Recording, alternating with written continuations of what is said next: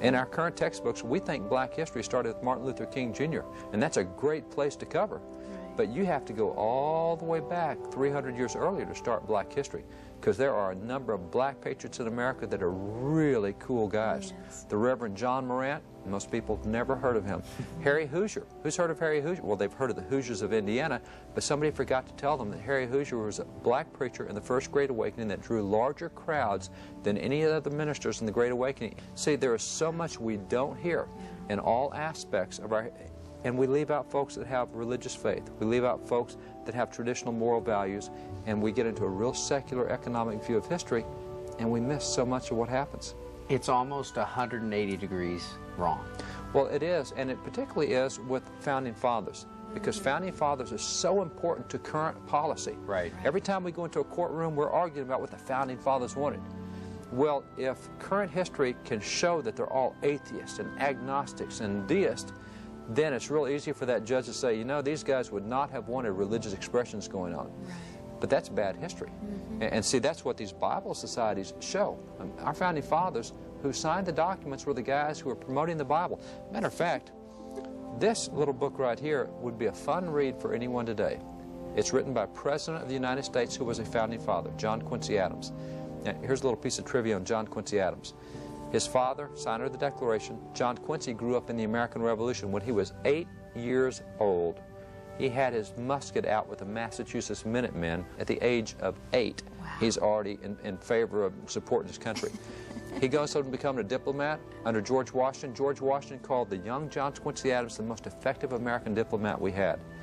John Quincy Adams got appointed to the U.S. Supreme Court. He was confirmed by the Senate. He was not even in the nation when it happened. He was an ambassador overseas, and he turned down the appointment. He'd already been confirmed to the Supreme Court. So he's a huge Supreme Court figure. He's a great legal figure.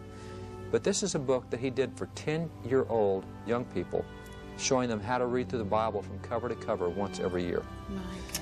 Oh, my goodness. Now, what happens today if a president does a book for 10-year-olds showing them how to read the Bible cover to cover? Could you imagine? No, you can't. That's unconstitutional. Wait a minute.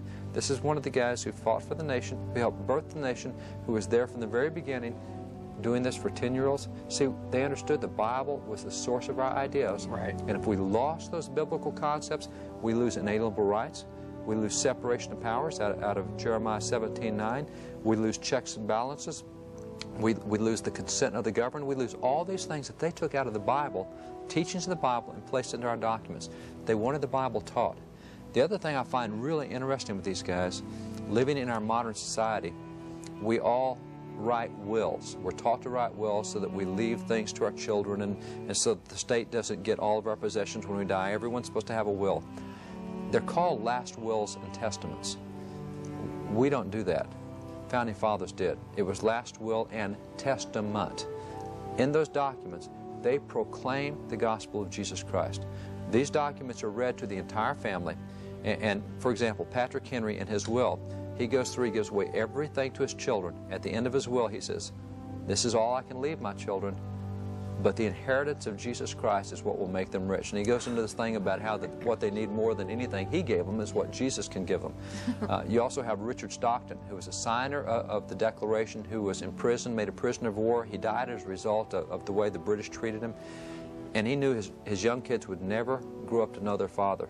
So in his last will and testament, he goes through the entire plan of salvation, every major Christian doctrine, because he says, I know that you're going to be reading this, and you need to know what your father believes. And he went through and laid out the whole gospel. This is a signer of the Declaration. If you look at their wills, their last will and testament, they get up on their soapboxes and they preach. They preach to their family. They preach to anybody who's going to read that will. And that will then goes into the courthouse where it's a legal document that will be examined for generations afterwards, and it has the testimony of Jesus Christ throughout.